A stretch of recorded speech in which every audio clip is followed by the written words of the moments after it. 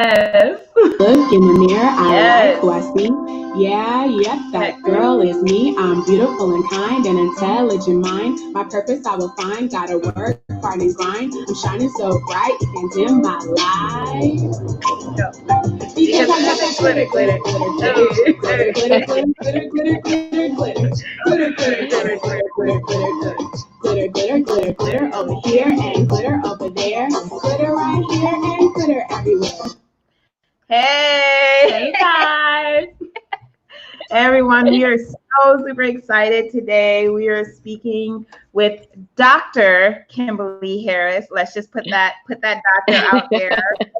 We have to pay respect where respect is due. Yes, and we are so excited. I met Kim when we were working on Bikini Moon. They changed that name so many times. Like it's always hard for me to remember. Right. It was Bikini Sunshine at one point. And then it was just Bikini, right? Then it was Bikini. Yeah, right. And I was like, they need to make up their mind. So wait, what was it finally? It was Bikini Moon. They settled on Bikini Moon, and I was just so enamored because I want to say Mykal because I hear people say Mykal-Michelle was just so cute. I have a picture of her too. I'm gonna send it to you.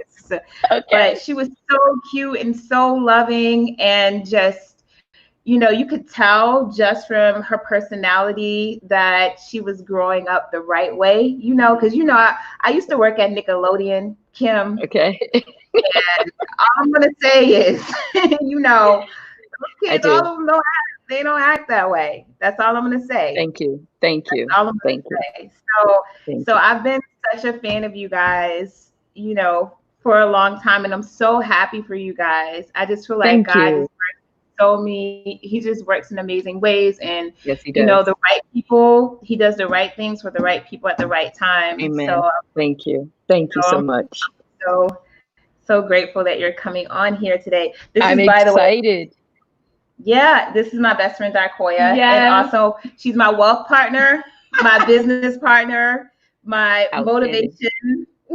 I can't. Your person, huh? Your person. Yeah, she's my person, and we're together today. So usually we're apart. I'm in New York, and she's here in South Carolina. So we're together today doing the podcast, and I'm so excited to talk with you. I had no idea Tish knew you. I actually watched Mixidish, and I just remember watching it, and I was like, there is something about that little girl, and I didn't know her name at the time. But I've been an educator for years. I taught I taught elementary school theater. I work with children in various capacities, and just like seeing her, she has such a light. And one thing I know, you're welcome. One thing that I know is that children are a product of their parents. You can always tell when a child is being loved at home, when they're being raised up the right way, and it's like a direct reflection of their parents. So I know that is a reflection of you. So thank you so much for being here with us today. Thank you for having me. You're welcome. So for those of you who are just joining us, just in case if you haven't heard, this is Dr. Kimberly J. Harris. She is the mother of Mykal-Michelle, from the star of Mixidish on ABC. And she's here to talk to us today about leveling up. And also some of the things that are happening in the world today, because it's so important that we talk about that. First and foremost, justice. Breonna Taylor, please. Can we just lock up the people that, let's just go there. Right. On the platform. We have to say it until it happens. Absolutely. So, arrest the cops that killed Breonna Taylor. Can we do that? Take care of our young Black women out here. Yes. Absolutely. So, Kim, the first thing that we want to talk about is, as a Black mom in Hollywood, have you seen some of the racial injustice in the entertainment industry that people have been talking about? Just jump right in, huh, ladies? Yeah. Yes. in any industry, right? Specifically our industry. It's so funny that you started off by saying Dr. Kimberly Harris. So I'm a career educator myself, 30 years in the business. And if you would have asked me, 30, 40 years ago, would I be trying to obtain a doctorate? That was never on my radar. I always knew I wanted to be an educator. I grew up I'm a PK, I'm a preacher's kid. And so I always had the teaching side of me. And so I wanted to be a teacher from day one, always knew that. So at church, I would, teach the little kids, and I would, it was really just babysitting, but I thought I was doing something. And so I would teach them a lesson. So I always knew I wanted to be an educator. But growing up, there was so much racial injustice and so many microaggressions. At that time, we weren't calling them microaggressions, but we knew that people were saying things to us that we didn't necessarily agree with. And I had the kind of parents that I try to be with my children, who would always tell us we can be whatever we want to be. People are going to say this, that, and the other. And so I remember being in high school, and my guidance counselor, who was an African-American gentleman, I graduated in the top 10% of my class, and he told me that I was not college material, and he told me that I should not waste my parents' money, and that I should go look for a job. Now, I graduated the top 10% of my class, but I was not college material. So not only did I want to go to undergrad, which I did, I had something to prove at that point. You know how it is. Tell me what I can't do, and that's the very thing that I'm going to do. So I went to college, and then I was told, well, you're too young to go for a master's. So I ended up going for a master's. And then somebody told me, well, a doctorate, you don't even need a doctorate because you'll never advance to. So then I had to go for a doctorate. And it really was, when I look back, it never intended, but because I had to work that much harder to prove that I was capable of being in that industry, that's what I had to do. And I'm saying all of that to say, as Mimi started in the industry, so where we met on Bikini Moon, Bikini Sunshine, she was 3 years old. And that was right after she had gone viral. And again, that was nothing but divine intervention. So this whole journey that we've been on has simply been divine intervention. And so that's when I knew, when prophecy started being spoken into our life, I knew that something was happening. And so I had to start to prepare her, that we had to start at 3 years old. We started looking at the faces on television and listening to the voices in voiceover. And even though that's a Black character, you can clearly tell that that's not a Black voice. And so we had to start talking at 3 years old, that if this is something that we're going to end up in, and how do you talk to a 3-year-old about a career, right? But if this is something that we're going to do, you have to know that this is going to be a really special journey. And the only thing that's going to take us to where we want to be is divine ordination and favor. And so, yes, we've seen it. It starts at a very early age.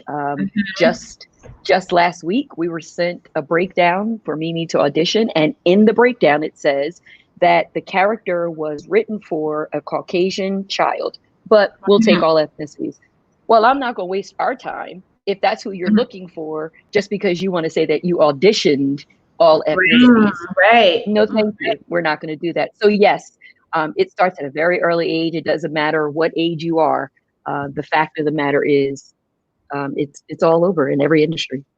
Wow. Yeah. It's really interesting that you say that, because there's a story that my mom told me when I was in elementary school, because I had a stuttering problem.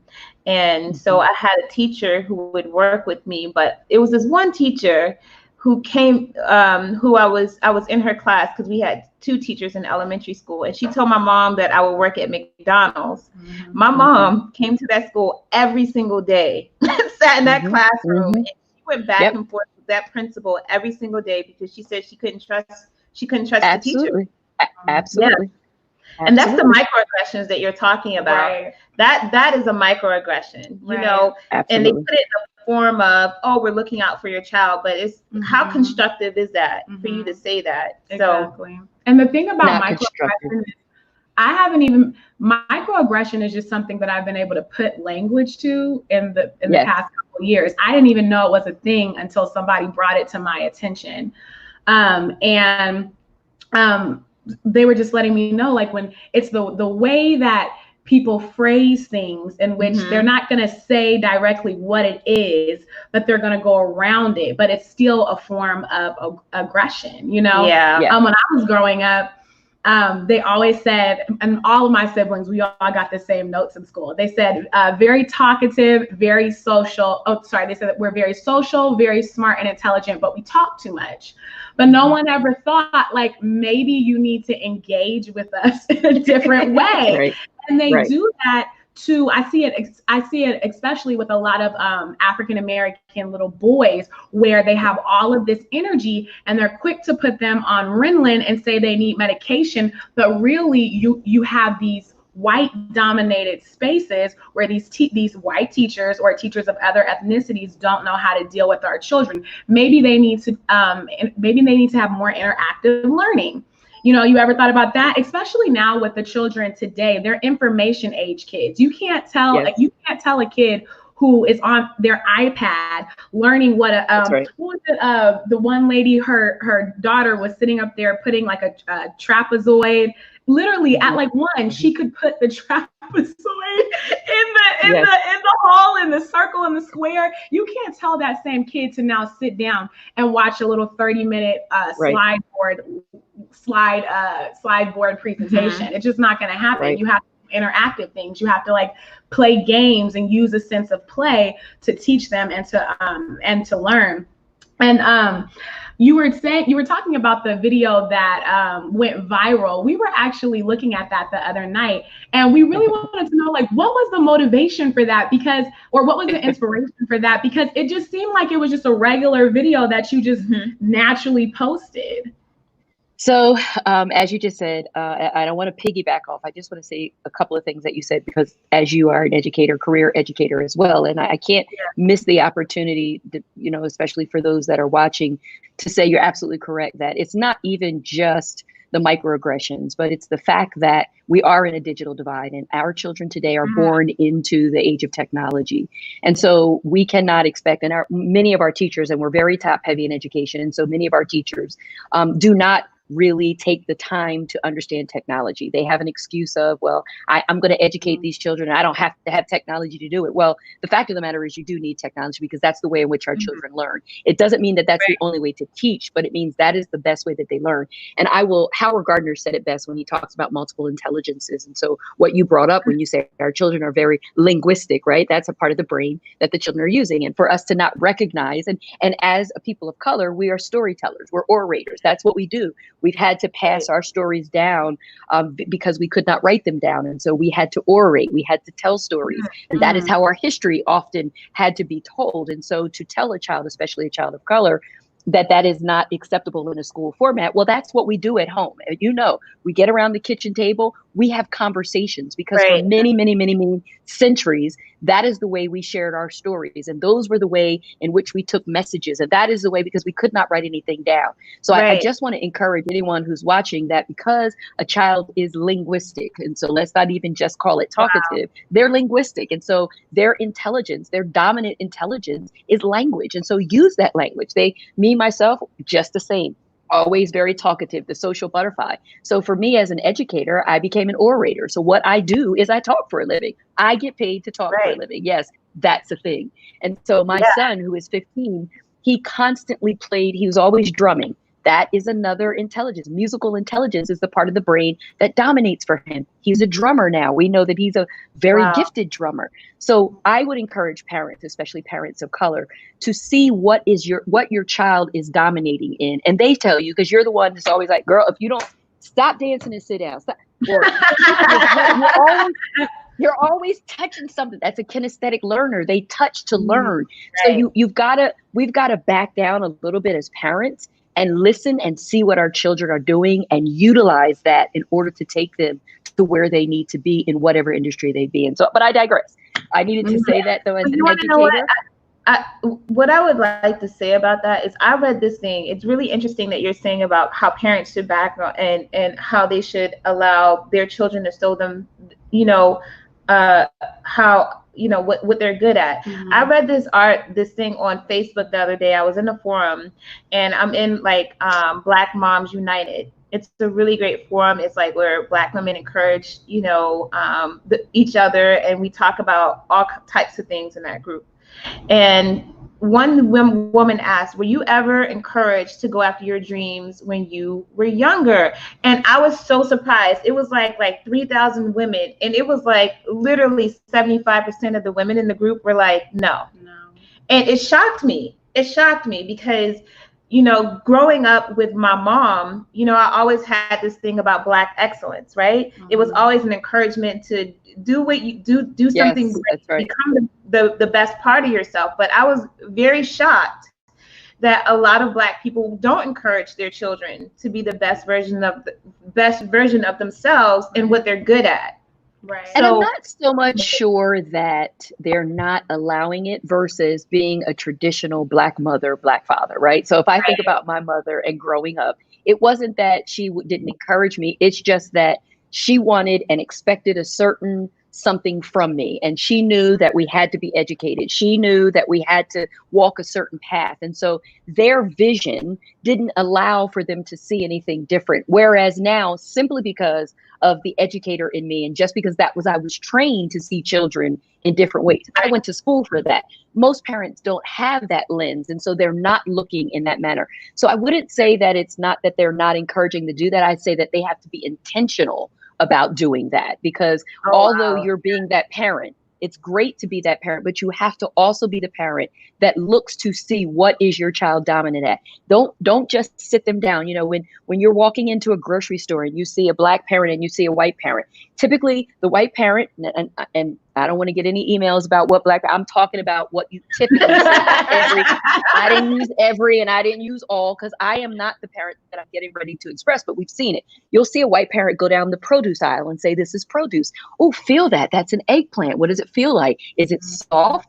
What kind of texture do you feel? They use all of the words that help them identify what they see, what they feel, and how to use their language to express that. Whereas you go down that same aisle and you may see a Black, I told you to sit down. This is exactly why I didn't bring you. I told you, every time we come to the grocery store, you want something. Every time we just ask you, right? It's not that she's being a bad parent. She's probably on her way to the second job. She's got to get there. She's got to cook dinner. There's a reason why all of that is happening. What I'm saying is the difference between the two children is not a level of intelligence. It's not a skill set. What it is the opportunity to have language spoken to them and the vocabulary that they're acquiring versus the vocabulary that they're not acquiring. So there is a reason you have to be very intentional parents and not haphazard parents. So I think that it's important for us as parents to start to be intentional, especially in this kind of climate, about what we're saying to our children, how we're saying it to our children, and how we're supporting them or not supporting them. That is critically important right now in this critical time that we're in. But to get to the question that you asked me, speaking of intentionality, that particular video, for those of you who have seen the video or haven't, it was a video of my daughter telling me at 3 years old, before Bikini Moon, so she had just turned 3, and she was telling me she was so excited. And I work from home. My husband also worked from home. And so I was in my office. They were outside in the driveway playing tennis, what they call tennis. They were hitting the balls back and forth. So she came in and she was so excited, very linguistic, talked at a very early age. But as an educator, that's what happens, right? There are test subjects for everything. So she comes in and she's excited. And I said, okay, hold on, let me get my camera because you are really excited. So I picked up my phone, which happened to just be on my desk.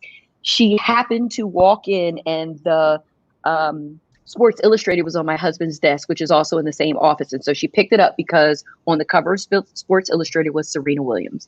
And she knew the story she was getting ready to talk to me about was Serena Williams. So she runs by her dad's desk. She picks up the Sports Illustrated. She said, Mommy, Daddy said I could be like Serena Williams. And she holds up the magazine. And I'm like, well, what did Daddy say? What were you doing? So she explains that she was playing tennis and Daddy told her that she could hit it one more time. And she hit it really, really hard. And Daddy said, oh my goodness, you could be just like Serena Williams one day. And because Mykal-Michelle, ESPN in our house is like oxygen. It's always on in our house. My husband is a sports junkie.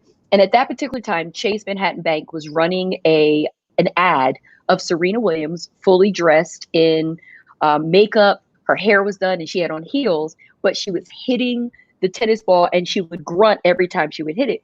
I guess in her mind, in Mykal-Michelle's mind, that was the epitome of I can be a girl, I can be strong, and I can be great at what I do. I don't know.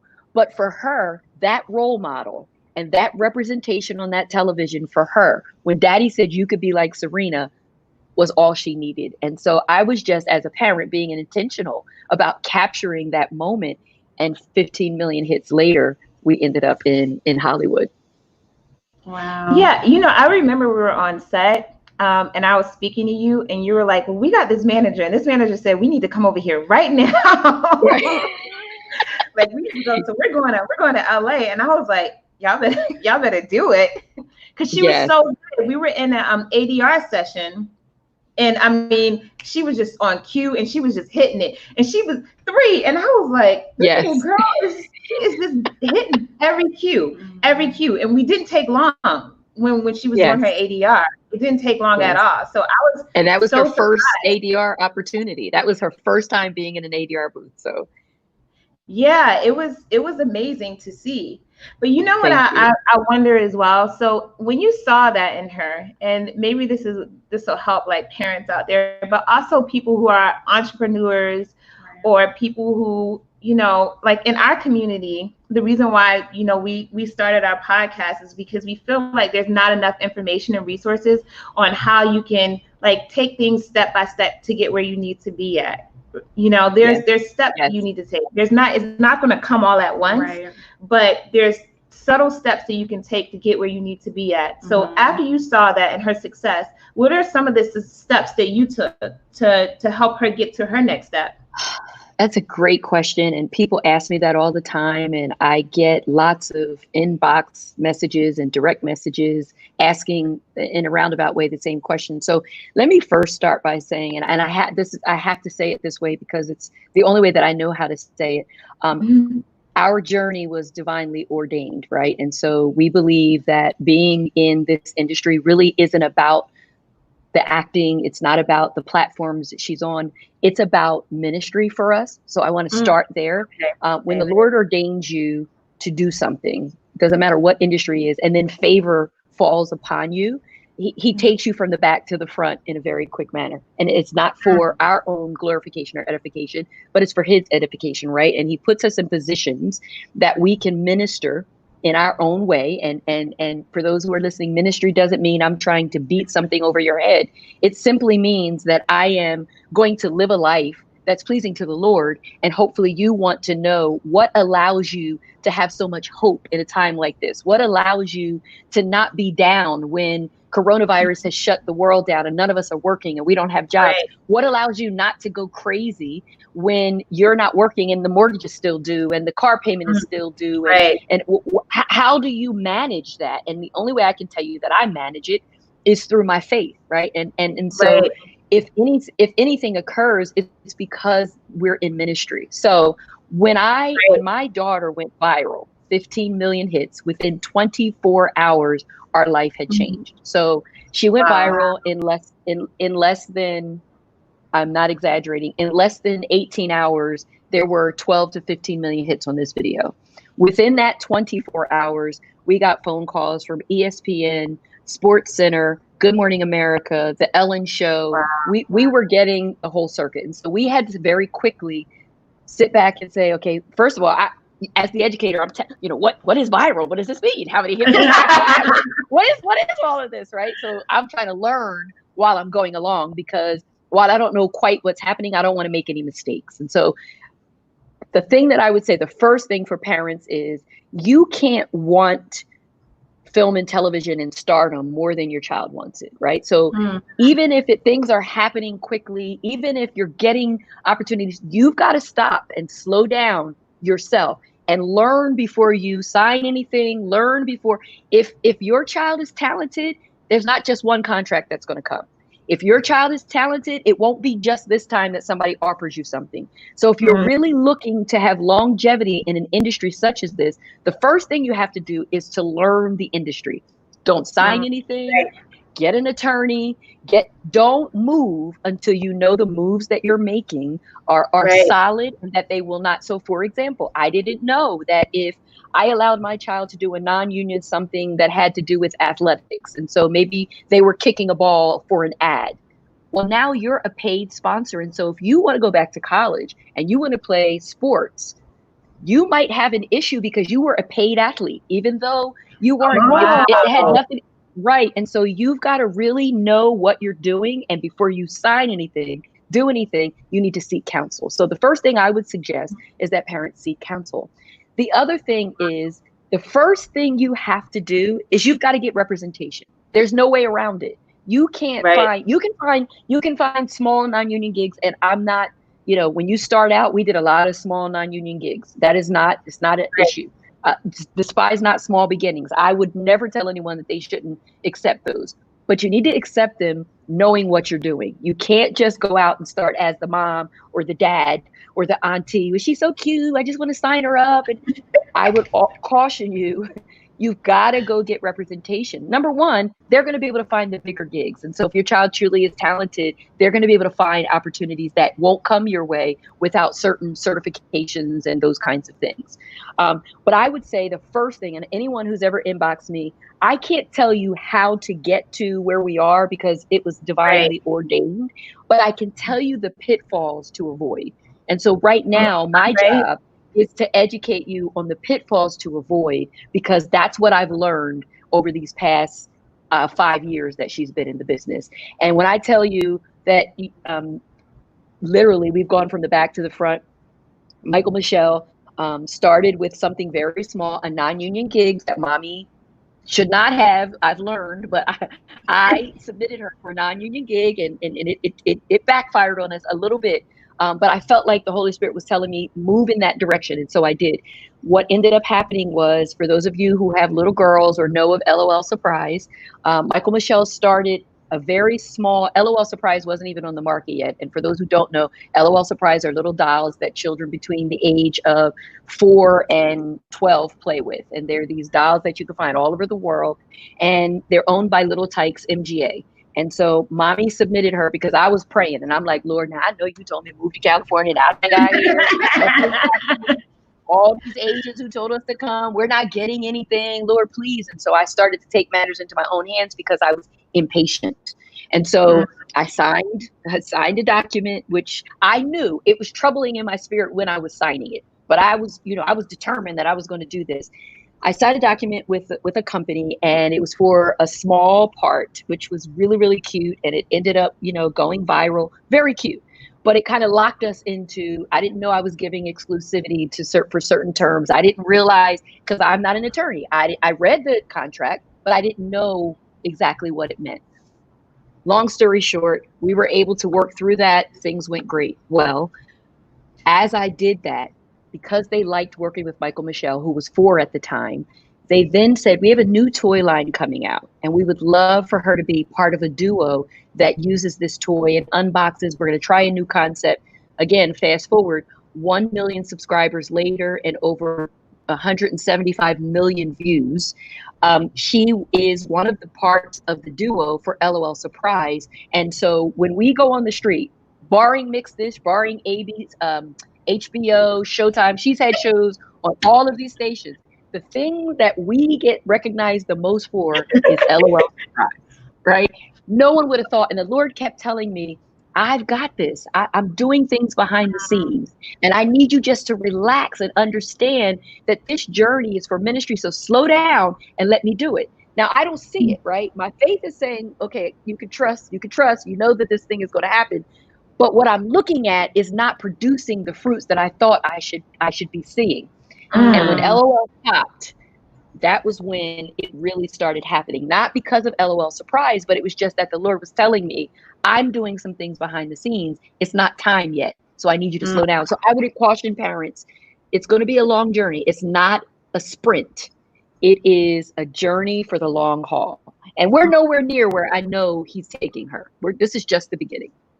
Yeah. And what I would say about that too is I've had so many conversations with artists, and my encouragement to them is to kind of set up your brand the way you feel like you want to be represented. And also, you got to set up your value systems, because in this industry, people will try to tell you who you are.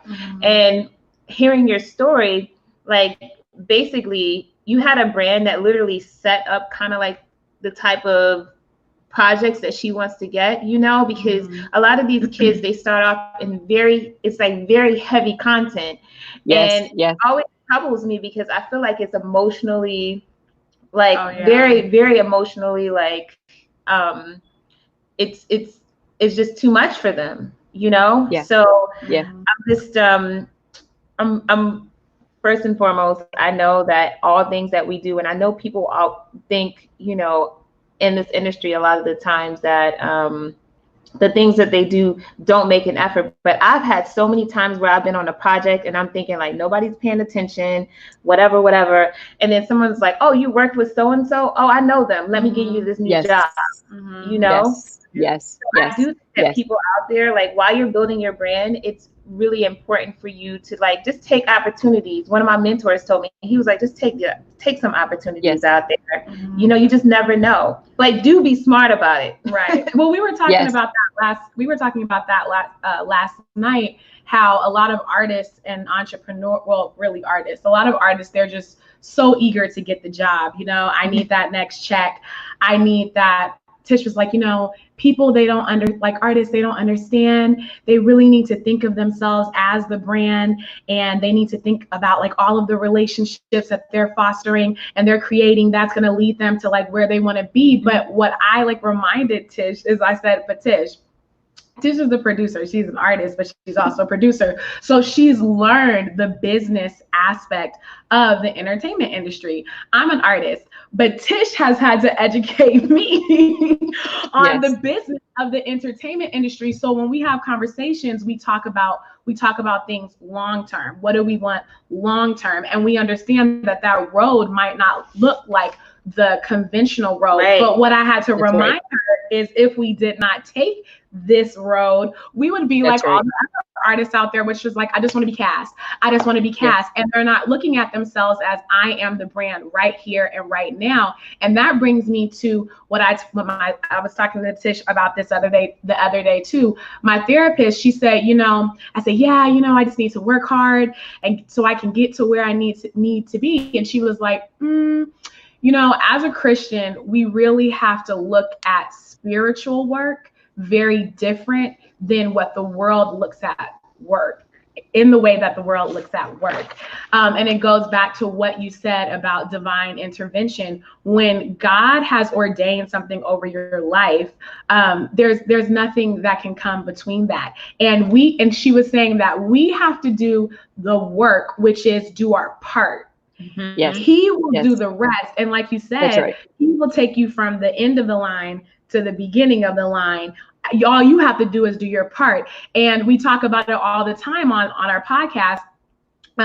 We, especially as African Americans, just need to educate ourselves more. I think that it's not that people don't want to know, but you don't know what you don't know. But you can still have the will to want to know and to inquire. There's YouTube, there's Google, and there's like great plans. I mean, we talk about it all the time, and I'll put it in the comments for people. There's a great service called even Legal Shield, where if you can't afford a lawyer, you can pay like $20 a month and you can talk to a lawyer. Me and Tish have used it for our business. We didn't know what we were doing when we created an album, but I was like, we were on the phone and we were educating ourselves and then cross-checking it. So it really starts with like planting that seed of like, I need to educate myself and just knowing that like what's for you, God will handle the rest. So and if you're a believer, certainly that is, you have to trust that and you have to rest in that. What is for you is for you. And as you said, faith without works is dead, right? Yes,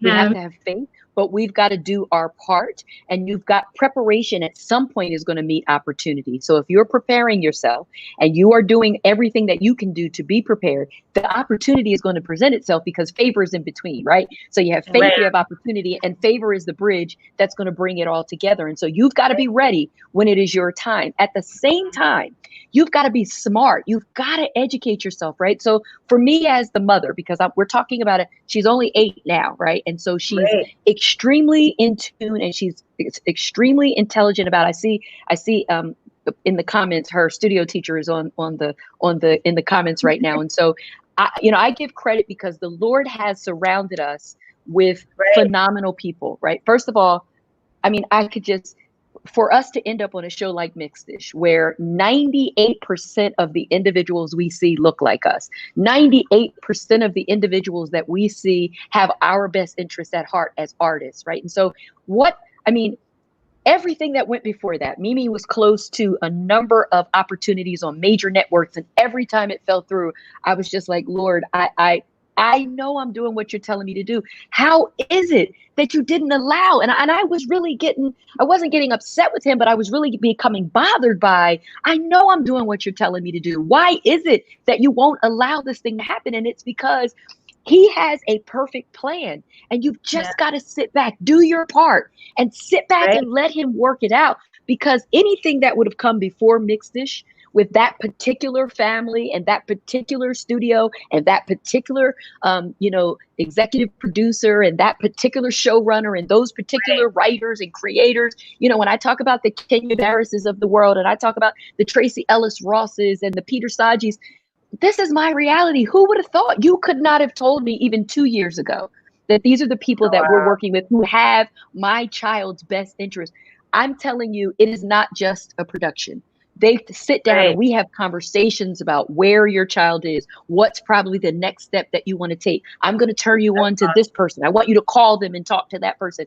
And so I'm saying all of that to say, when you are creating a brand, it is something that you have to do very intentionally and very slowly so that you know what you're doing, so the longevity of it is there.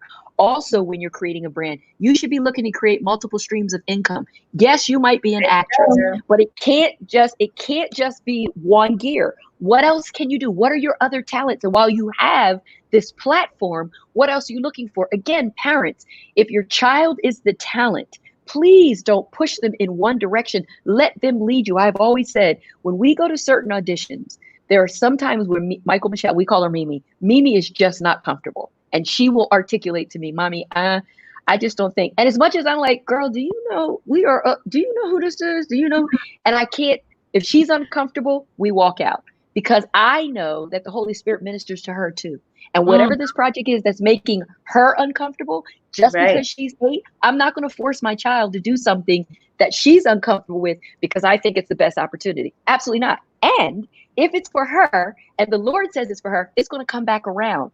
So you can't be afraid to walk out of the door if it is not something for you. Now, let me say this, Christians, because I've been called to the carpet already. She had a commercial. It was a Halloween commercial. And, the saints have gotten deep. Listen, I'm 50 years old. I'm going to say it the way I want to say it. Okay. The saints have gotten real deep, and we don't acknowledge Halloween now, but y'all still acknowledging Christmas and Easter and all that. But okay, we don't acknowledge Halloween. So why would you let your daughter dress up as a witch? And okay, so first, let me get this out of the way. That's a day of dress up for me. No, we don't celebrate spirits and say no. The same way we don't celebrate the pagan holiday of Christmas and celebrate trees. We don't. We celebrate Christ's birthday, but that's how we've done that, right? So let's not get real deep. But anyway, after she appeared on this commercial, people started literally inboxing me and calling me. Now, that holiday is of the devil and we shouldn't be. Okay, here's what they didn't know.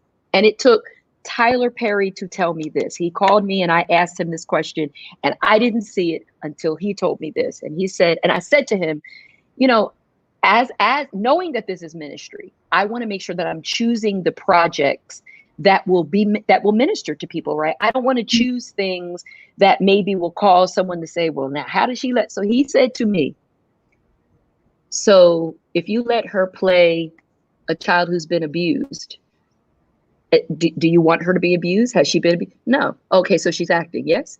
Mm-hmm. If she was older and she played a murderer on a show that is tolerable to you, is she a murderer? She's not. So so the fact that she played a specific role, what no one knew on that particular set, it was right around the time of the big hurricane and things were happening.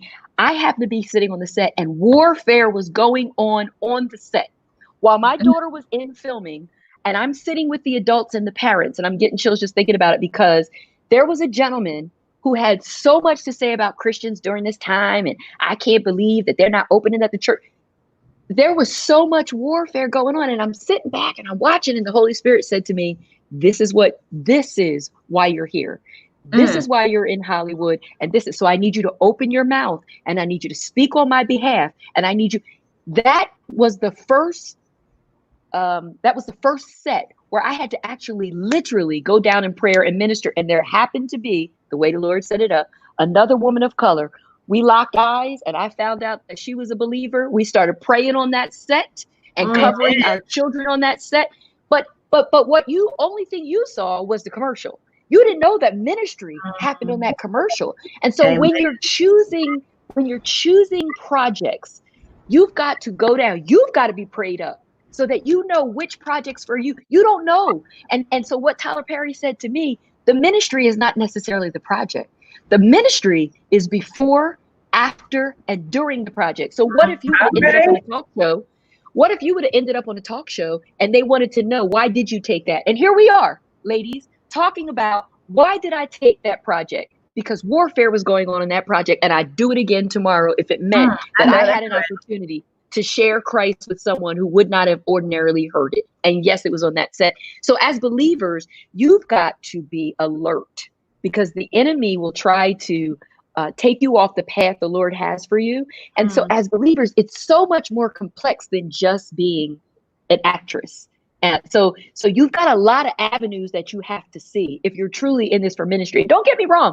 We love the acting. We love being on the set. And yes, it's enjoyable, but we realize what our first obligation is when we're there.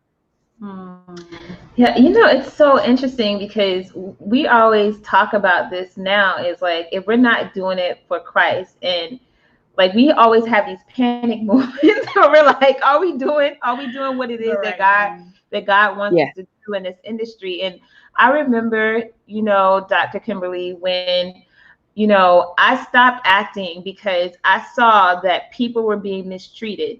And I was getting booked. I had a manager and I had so many auditions, and I was like, you know what, God, I don't like the way they're treating people. I don't like the way they're treating people of color. I don't like the way they're talking to women. I mean, I've seen people say to women, just shut up and be pretty. And I was just like, hold up. So when I started, I battled with that because I'm like, God, I know that I'm good at this. I know that I'm good at it. But I love that. And what God showed me is that I'm making room for you. I'm making room for you to do it all. Yeah. And if you just believe it, because this wasn't my initial path, if you just believe what it is that I have for you, then you can do it all. But you're going to do it the way where it furthers my will. So it's always like that thing when you are a believer, where you're asking yourself, like, God, why did I have to take this whole U-turn? That's right. To get back to a straight and narrow path. Like, I had to take this whole Yes. And it's you have to have a spirit. I'm sorry, I didn't mean to cut you off. No, go ahead. You have to have a spirit of boldness. What you're describing is you have to have a spirit of boldness and confidence, and you can't worry about the fallout. So you've got to do what he's telling you to do. And if that means you walk off that set, maybe. But what if somebody is watching you stand up for someone else and says, I need her on my team. That's the person I need on my team. So you've got to have a spirit of boldness. And as you can see, look, my mom used to always say, that's the only way I know how to say it is the way Jesus gave it to me. So, and I used to always say, she gets on my nerves with that. But now I get it. I literally, during this civil unrest right now that's going on, I absolutely used our platform to have a voice, right? Even on Mimi's page, she's a Black little girl in Hollywood, and all the microaggressions in the world who talk about all the microaggressions. Oh, well, what's her father? Oh, her father, what? Her father's Black. Yes, the little girl is a Black little girl. Okay, regardless of what you see, it's called genes. She's a Black little girl. We're gonna have a voice, and yes, I'm gonna put that on her page. And so at first, because I was getting a little bit of the inboxes and it was starting to hit me, I'm like, Lord, I need to make sure. And then the Holy Spirit said to me, I know you're not get ready to back down after I'm the one who gave you the platform. I gave you the platform to have a voice. Do not shut your voice down during a time such as this. This is when you need to be having the confidence. And I said, you know what, Lord, you are absolutely correct. And regardless of what happens, I don't care if we go down to 2 followers. If that's the way Jesus has it, then that's the way Jesus has it. I'm okay with that.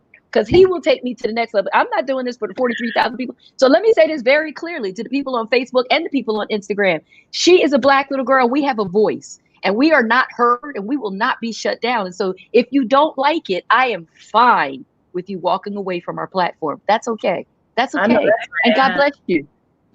Amen. No, and that's another thing too. Like, if you don't stand for something, and me and Darkoya, we always have these conversations because I have gotten so many job offers and so many people that I could work with, but they were just awful people. Yeah. I mean, awful. I mean, the things that they say, the things that they do, I was just like, you know what, God, you know, it's not in your will for me to work with these people because it's in my heart to help people. Right. Yes. It's in my heart to help people. You know, you've blessed me with the you know, a heart of compassion, and they just don't match. Right. And the people who do match me, we become, not only do we become like people that we work together all the time, but also we become friends. Right. You know, we become friends. And I think that's the part people really need to understand when to just pull this all together when we're talking about leveling up. You have to have lifelong relationships. Yeah. That's right. Have lifelong relationships. Like, you can't just be hustling, taking advantage, being an awful person to people, and then want somebody to cash you in their next project. Because I'm not going to look at you, because the person I'm going to look at is the person who was a good person, a kind person. They came to work on time. Let's put that out there. They came to work on time. They got work ethic. At the end of the day, I can count on them. You want to know why? Because at the end of the day, I'm a nice person, but also it makes me look good when you do your job. Right. You know? And you can feel it when the people's spirits and energies don't align. Like that spiritual warfare we talk about. People who are for you, they're always for you from day one. Hey, how are you? How are you doing? Like you said, the people that are in your network, they've always been for you. It's never been, oh, do I know? It's how can we help you? How can we be there for you? What do you need? And I think that people just have to really be okay with, like, I think at least I know what I've experienced and what I've seen is a lot of artists and entrepreneurs, they want to be friends with everybody. They want to get along with everybody. They want to network with everybody. But sometimes a no is okay. Sometimes not being overly associated with somebody in a certain capacity is okay. I mean, me and Tish, we met in grad school. We were, I didn't even want to sit next to Tish. I didn't want to sit next to Tish. We met in grad school, and I remember she was like, oh, you don't have to sit next to me, Darkoya. And that's that Holy Spirit, because he has been working this thing out with us. I mean, it's like ridiculous. The next year, But the next place, I needed a place to stay. And the same kindness that she showed me, and oh, hey, you want to sit next to me? And she saved me a seat when nobody else did, was the same kindness that she showed me when we were roommates and when we worked together on projects and when we started like businesses together. So, but she's always been for me. It's never been a question. She's always been there. Well, it's great that you say that, because going back to some of the things that you said earlier, and this brings this full circle and leveling up. If you are you and authentically you wherever you are, you never know who's watching. And so even though you may have walked into an audition and that wasn't the audition for you, you don't know who else was in that room watching you.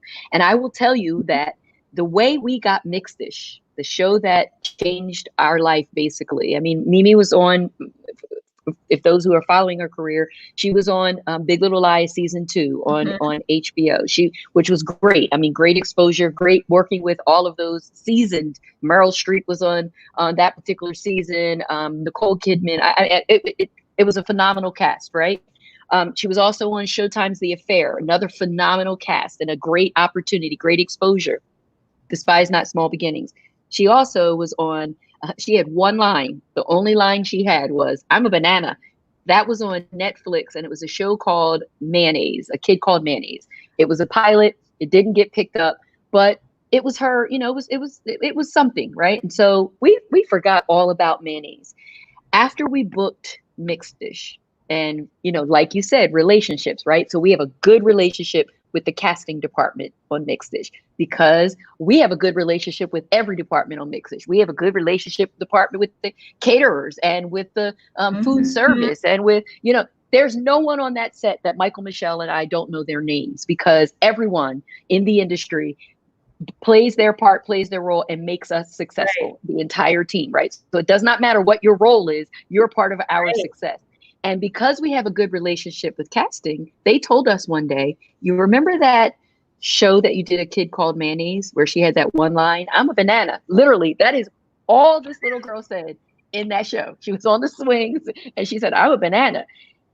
That was the same casting team that when Mixidish came up and they were looking for a little girl, her age, her stature, with sass, they said, "Oh my gosh, remember that little girl?" And this was 2 to 3 years after I'm a Banana. Wow. And because they saw her, because they liked the way that we were as a team on set, because we were so easy to work with, because Mykal-Michelle was so mannerly, because she took direction well even at 4, because all of these things, that 2 years later, these women, we made such an impression. And no, I'm not patting myself on the back. I'm saying, when you do it the Lord's way and the favor is on your life, you never know who's watching. And when it's time for preparation to meet opportunity, favor takes you right across that bridge. And that was the thing that got us that audition into the front of the line in Mixidish. Yes, they auditioned hundreds of little girls for her role, but they had already in their mind thought, I think this is the little girl that we want. And that was a phenomenal story, because that brought all the way back for me. Talk about leveling up. If you keep your eye on the prize, which is Jesus Christ, all he said, if you delight yourself in me, I will give you the desires of your heart. All other things will be added unto you. That don't worry about the other things. Don't worry about getting a show. Don't worry about getting the right. Just do what I'm telling you to do, and I'll add everything else to you. I'll give you even the desires that you have. And so I think it's important, as we think about this thing as artists, that the prize, or the eye on the prize, the end of the road is not a show, or the end of the thing is pleasing Christ. And if I can do that, everything in between is just icing on the cake. And so I would again encourage folks. And if there are non-believers who are listening, so certainly, of course, I would love for you to get to know my friend named Jesus. But the other thing is, even, preparation, regardless of whether you're a believer or not, preparation and opportunity at some point are going to come together. And so you have got to prepare yourself to be in this industry and know what it is you're looking for. What is your end goal? Leveling up means I have a plan. Oftentimes as entrepreneurs, having started a number of businesses, Black folks, our people, we like to start business without a business plan. Right. Because I have a great idea. I know I can cook well. I want to open a restaurant. That's great, knowing that you have the talent to do it, but you've got to go out there and do the necessary preparation so that it can succeed. Just having an idea, what if you place it in the wrong place and you haven't done statistically, you haven't looked at how many restaurants are in this area and what is the price point? Oh, I can't be in this area because I need to charge a little bit more. I've got to find an area where I can charge. Otherwise, people are not paying for that food in this particular area. Doesn't make it a bad thing. It just means this is not the place for you. You don't know that if you haven't done the research, if you haven't written the business plan. So who are you? What is your brand? What do you want it to be? Before you go out there and just put yourself out there, you've got to do the work, the homework, and the preparation to know who you are and what you want to be and how you're going to get there, and then go on that journey. Yeah, and it's so crazy, because I'm thinking to myself while you're saying this, Kim, how are you managing all of this? I'm like, you got the ministry, you got the kids, you got the business, you got the home. How are you keeping it together? Because I'm sitting in my head thinking like, I don't know. How are you juggling it all? Nobody but Jesus. I have a great support system. My husband basically keeps, we have 4 children, 2 are adult children and they are on their own. And we have 2 children in the house, a 16-year-old and Mykal-Michelle. And so my husband basically, I couldn't do it without him. He holds it down here because Mykal-Michelle, as we all know, she works 45 hours a week out of the home. And then there's all the preparation that goes on behind the scenes. So there's the running of the lines, the prepping of the hair, all of those things. So that she's and that's not her only project. So she's also working, for MGA. She also is working so she has a number of projects out there that we do. So we're working no less than 50, 60, 70 hours a week. SAG, don't contact me. I know what child labor laws say. I'm talking about other things that are not on the clock. Okay. So, you got to make all these little, statements. Disclaimers. Yeah, I understand. Right. So my husband really helps me hold it down. We have an extended family. My sister is here in California. And so there are times when I have to fly out and go do an engagement, and she'll come and she'll take Mykal-Michelle, or oftentimes my husband will. Mykal-Michelle doesn't like when my husband takes. She's like, Daddy doesn't have the patience, Mom. You can't send Daddy.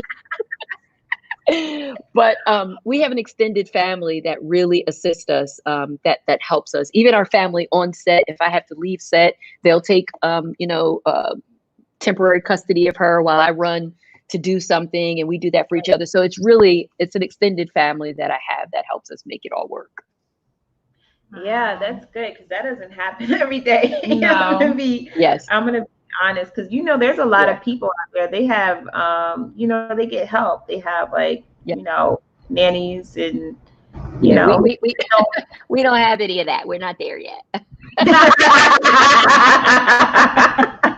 Nope. I'm the momager, the nanny, the caterer, everything. I see on your Instagram profile, it says you're Mykal's mom, coach, or handler and coach on your Instagram profile. So, and you are her coach because you're with her while she's preparing for 60 to 70 hours a day. So Absolutely. It is, again, critically important. I'm her biggest advocate, right? So I don't like when people call. I'm not her manager. She has a manager. I am her advocate. I wasn't correcting you. I'm saying, people will say to me, oh, are you the momager? I don't like that term simply because it has a connotation with it. No, I'm not someone who's coming on set but I am her advocate. So you can't, as a production, you can't tell me, okay, I know she's supposed to get an hour of school, but what we need, no. She's going to get her hour of school. So production needs to figure it out. You knew she needed that hour of school before we walked onto the set. So whatever it is she has to get, you make sure she gets it. I have to be her advocate. And so she's got a manager to manage the career. She's got agents, and she's got publicists, and she's got attorneys. That's what they do. I am her mother, and I'm going to look out for her, and I'm going to make sure that as her mother, she is safe, and that she has. That's the other thing I would say to parents. Do not let your child out of your sight. This industry is not a trustworthy industry. Please ensure that you are there, and don't let production, again, don't be afraid to have a voice. There are laws, and the laws need to be followed. Your child has to have school. What happens if Mixidish folds? I can't have an uneducated 8-year-old. She still has to be educated. We've got to make sure that everyone is doing their part, and ABC knows, Mixidish knows. And so again, we've had a good partnership where we haven't had any problems, but you've got to be an advocate for your child. You can't just, okay, but we want it, so shh, don't say anything. We'll do school when we get home. That is not fair to your child. They've worked for 40 plus hours, and now you want them to go home and do school and prep for tomorrow? No, that's not fair. If you have to stand up and stop production, because I will stop production. Hey, I don't know what to tell y'all, but she's going to school right now. Okay, she will be in school for an hour. And I've had, production, UPs come to me and say, do you think no, it's not okay. And I'm telling you, it's not okay. And if you come to me and ask me that again, we were going to have a problem. So don't ask me if it's okay. It's not. I'm telling you now, forevermore, in perpetuity, it is not okay. So that's where I stand on that. In perpetuity. I know that's right. Dr. Kim, one of the things that I've been hearing a lot of parents talk about is homeschool, but also they've been talking about the conversations that they've been having with their kids about COVID and about racism, just because it's there. And I saw that we posted the same video of the little kids in the wagon who said Black Lives Matter. You had that on your page. So how have you been able to have conversations with Mykal-Michelle and your son about racism and just COVID-19 as a family? So let's start with COVID-19. It's a little bit easier to talk about.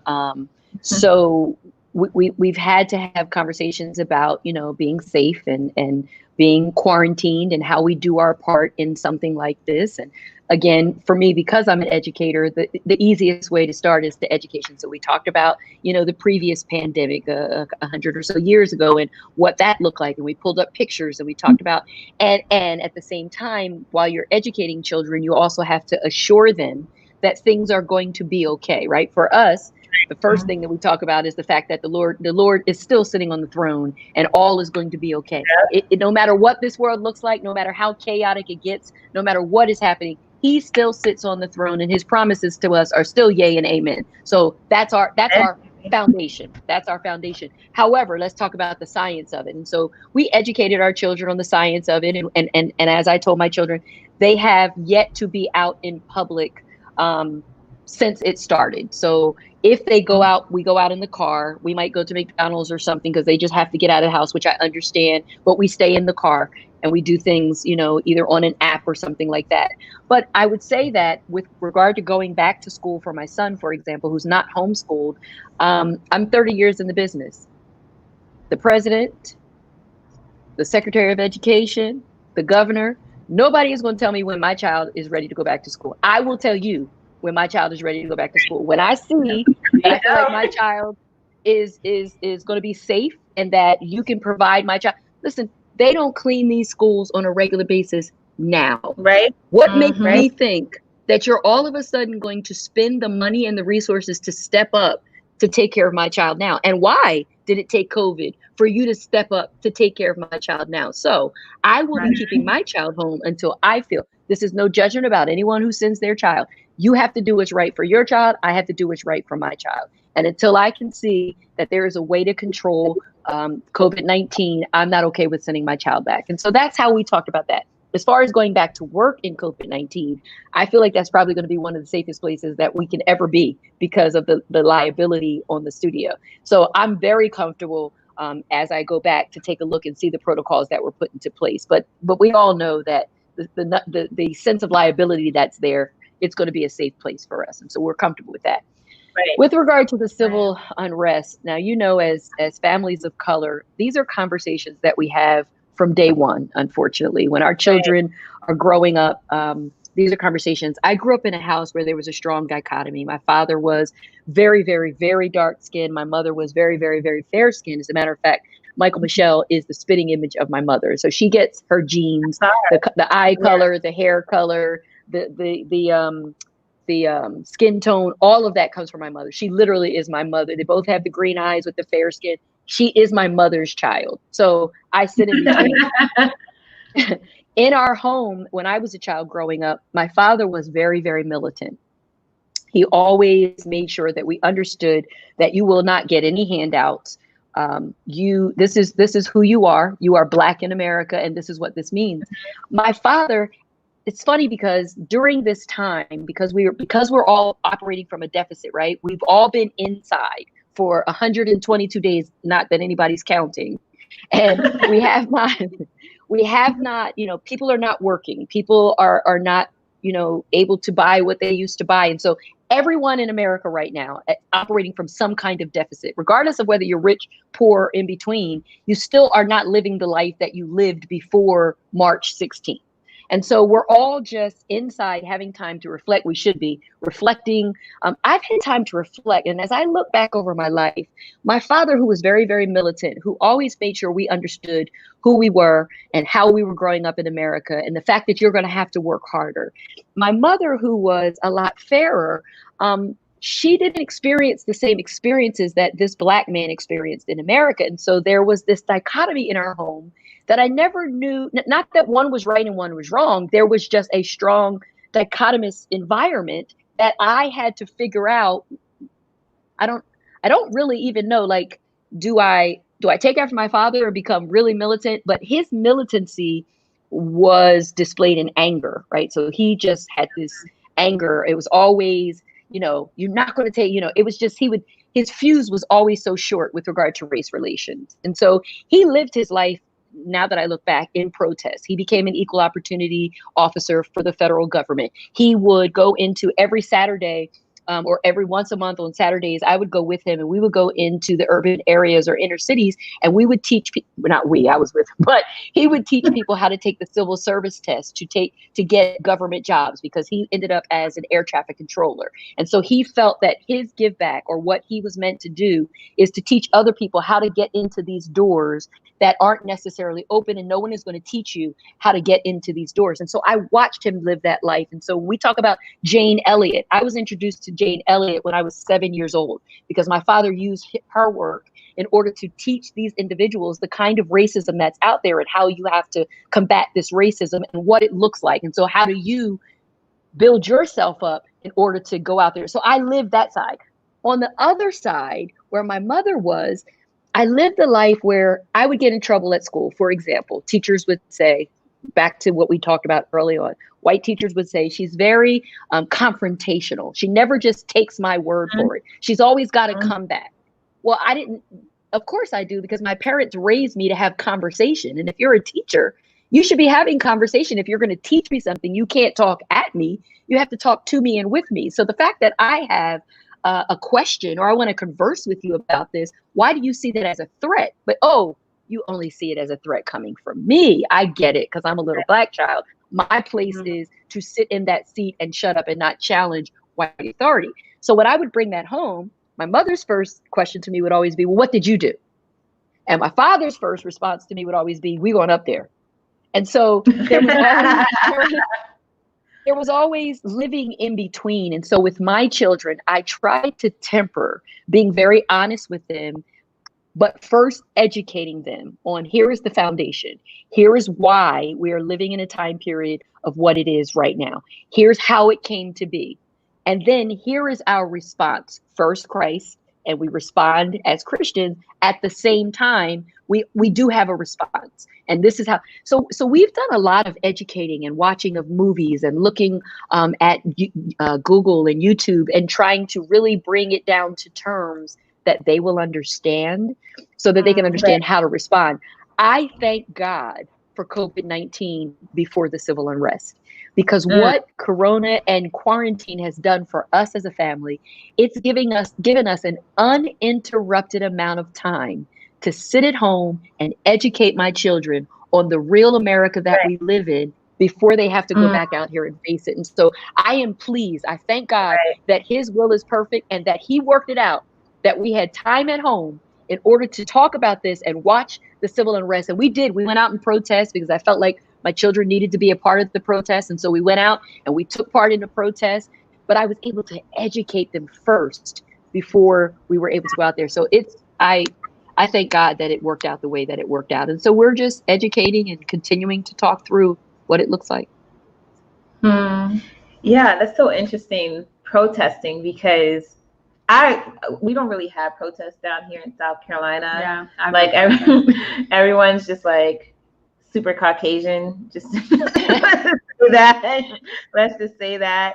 But she went out protesting. I went out protesting. I stood on top of a whole car, and I protested a whole car across the Brooklyn Bridge. But it was really, we talked about Reverend Al Sharpton and all of that, and what, him being at the memorial. But one of the things that he did say is, he said that when he protested during the civil rights movement, he said that a white lady literally told him, used the N-word and said, Nigger, go home. He said, today, a little white girl came up to him and said, no justice, no peace. And he said, we really have to understand that the time clock has been shifted. It's been moved. There's so many white people who are standing up for the Black Lives Matter movement and who are speaking up about racial injustice and inequality. And it was really beautiful just to see that at the protest. And I know I live in New York. I live in a place, I live in a very liberal state, so I know that it's not the same in other parts of the world. However, I'm happy about it. What I really don't understand is, because I work with children, And I think that there is going to be an issue as far as educating white children on Black history, because growing up, you had history in school and then you had history at home. Like you said, my parents, they said, okay, this is what they tell you, we were slaves, but I'm going to break it down and tell you all of the scenarios that happened in slavery, all of the different dynamics that happened in slavery. And then I'm also going to tell you about your history before slavery and after slavery. My mom, she did not play. I knew that we were kings and queens. I knew that we were business owners. I knew all of it. And so the thing that I'm seeing right now is you have some white parents who they're aware of their white privilege, but I don't think they're really educated enough to really speak to their children about they're educated enough to say this is what racism is, but they're not educated about our history. So when they're talking to these kids, like you said, you use language that your kids could understand. I see these white parents who are talking to their kids, or even the schools, they're doing virtual learning before school was out, and they'll just play a video. And then you have the 6-year-old who's looking at this video, and I'm like, this is wrong. Like, the way that they're teaching it is wrong, because it's still teaching them that they are superior. You're not breaking down anything. You're just saying, it's just almost repeating it. And so I don't really know what the solution is, but we talked to our friend Crystal, and I said, you need to create some type of curriculum or something as an educator, because people, like our school systems, they really need help with how to break down African American history and to teach it to children so that they can understand and be aware, so we don't repeat these systems, Absolutely agree. I think that now, I agree that it's a different time. I will tell you that with regard to allies, first, let me say, there have been a number of folks that I did not know were allies who have used their platforms, Facebook, Instagram, that as I'm watching, at first I was just watching it, but I felt so moved that some of the allies that I had, white allies, I had to inbox them, or actually, on the Facebook page, say, thank you, because you're doing more than some Black folks are doing, right? And we all know that just sitting on a keyboard is not going to change. But let me say this. First of all, protesting is done in many different ways. It's not just marching in the street. It's not just standing on Capitol Hill. It's not just, there are protests when people are so moved to be an ally. First of all, Black folks, let's not play. Let's not act like we knew how to teach people to be allies prior to now, okay? So let's not play. If they're trying to be allies, don't shut them down by saying, well, that's not the way you do it. Just step up alongside of them and show them if there's more to be done, or talk to them about how to be an ally. But let's not downplay the fact that they're using their voice and people are watching them use their voice. They're putting themselves out there. The majority of their followers are not Black. The majority of their followers are white. And so they're using their voices to say, this is what I've learned. This is what I know. So I think that's important.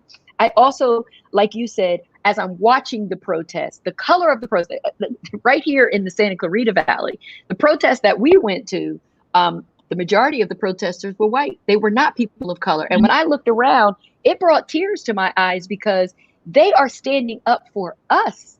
They took it upon themselves to come out. And it was phenomenal to see. And when you look at the protests around the world right now, around the world, you're seeing such a mixed group. And I think we have an opportunity to really capitalize. And so I'm also seeing Black folks say, we didn't ask for Aunt Jemima to leave the shelf, and we didn't ask for you to take the word master. We want it all. Why are we okay with some of it and not okay with all? We want it all. No, we realize that just taking Aunt Jemima off the pot package is not going to change or eradicate racism. We know that. We know it's institutionalized. But so if we change all the laws and we still have Aunt Jemima on the shelf and Uncle Ben on the shelf, how it's still being perpetuated. We want it all. So again, I would just caution us as Black folks ourselves to not just shoot everything. Let's just go ahead and accept everything they're giving us right now. That's number one. And number two, in addition to all of that, we absolutely need to create a curriculum. And it has to be created by people of color, Black folks. It cannot be created. So one of the jobs that I had, and I thank Jesus for it, for 18, almost 20 years, I worked for Houghton Mifflin Harcourt, which is the largest academic publishing company in the world. And so they create the textbooks that are in classrooms. And of course, because I was literally the youngest and the only Black person in my role at that company, my job was to always say, but what about me? I mean, but what about me? I knew they were sick of hearing it. But again, I knew the Lord placed me there for that reason. So I'm gonna go ahead and use my voice. If they don't want me here, they'll take me down. But always stories. But there's no diversity. And when I talk about diversity, I'm not just talking about my face as a person of color. I'm also talking about women. I'm also talking about the handicapped. I'm also talking about LGBTQ community. Like, everyone that is diverse needs to be represented. And so a curriculum that's going to teach our history, our true history, up through the present, has got to be written by people who know the history for sure and can teach that history. Now, how do we dispel and debunk all of the misinformation that's out there? That's the question. I don't have an answer for that, because if we can do that, that's how we begin to eradicate racism, right? You see people who are angry because folks are really serious about standing up for what we believe, because we're tired, right? We are tired of just sitting around and taking what you're giving us. We're not going to do that anymore. And, I see everyone, we're not our ancestors. And that is not to degrade. I thank our ancestors for everything they did. But now it's time for us to take it to the next levels. Our ancestors wouldn't want us to be them. They would want us to take everything that they did and take it to the next level. And that is the charge that we've been given. So however you do that, whether you're behind a keyboard, whether you're out in the street protesting, whether you're on Capitol Hill, whether you're leading protests, all of it matters. It all matters in order for us to move the dial and the needle. But with regard to our children, someone has got to get in there and get to these publishing companies and get our stories into the mainstream history. It's not Black history. It's American history. You brought us here in 1619. It's American history. We happen to be Black, but it is American history. And let's just tell the story the way the story is intended to be told. Amen. Amen. Okay, on Dr. that. Kimberly.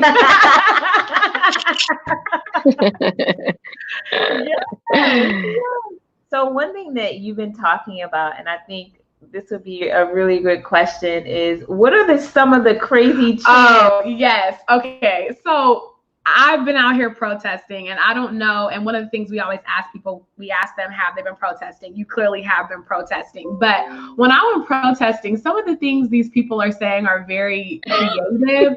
But some of them are like a hot mess. And I'm just sitting up there like, wait, I'm like repeating the chant. And I'm like, wait, what did I just say? I don't understand. So we have been just asking people who come on the show, if you were leading your own protest, like what would your chant be? Because like have you heard some of the chants? you know what I'm talking about. Yes. Yes. Lose your What was the one? Yeah. I needed a little levity at that particular moment, so that you about to lose your job had me cracking up. But what was the one in New York? Hey, well, Black people used to live here or something. Like, did you even hear the one in New York? They were in Brooklyn, and it was something like, Black people used to live here. Black people used to live here. It was something about gentrification, but it was like, Black people used to live here. They would repeat, Black people, you gentrified it. You gentrified and use a lie. You gentrified and use a lie. I'm like, oh, okay, it's creative. But if I had to lead a chant, I don't know. Wow, that's put me on the spot. I would want it to have something to do with education, right? I would want to chant the fact that, this is who we are. This is why we're doing it. And this is you need to educate yourself, like go educate yourself. But I don't know exactly what the cadence would be, but it would have to do something with education. Educate yourself. Educate. Right. Something like that. Okay. Educate yourself. Okay. Educate yourself. Okay. Something like that. Yes. That is awesome. That is awesome. Well, thank you so much, Dr. Kimberly, for meeting with us today and just talking with us. We really appreciate it. I mean, you were just a wealth of knowledge, literally. I feel like I was in an African American studies / culture development class, but like with the cool teacher. You know how you always had that professor where even though he or she had that lecture and it was like an hour or an hour and a half, it felt like it was 15 minutes because they were so cool. That's who you are. Oh, thank you. Ladies, first of all, thank you for what you're doing. Thank you for representing us. Thank you for having a voice and giving others a voice. We appreciate all that you're doing. We need more and more and more of this in our industry. So thank you so very much. To everybody that's joining on the side, I see you, Miss Joanne, my mom, and other people on. Thank you so much for joining us. Too, Dorothea. Yes, my mom and my sister are on here. Like if I saw her one time, she said, "Yeah." She's like, "That's right. We don't play. We educated y'all." So I do that with your mom. She watches every show. She does not play. That's wonderful. Thank you for having me. I greatly appreciate the time that you spent with me, and I appreciate you even taking the time to know my daughter and to kind of, just come alongside of us. We always need an extended village to raise every child. So thank you so much. Thank you. So we're going to end our broadcast, but we're going to keep you on for a minute or two. We are so appreciative, everyone, for you coming out, listening to us. We are podcasting every Thursday at 8 p.m. We try to talk about leveling up and also what's going on in our country because we feel like it's really important to hear everybody's perspective on it. So we'll see you next Thursday. Thank you, guys. Bye, guys. Thank you.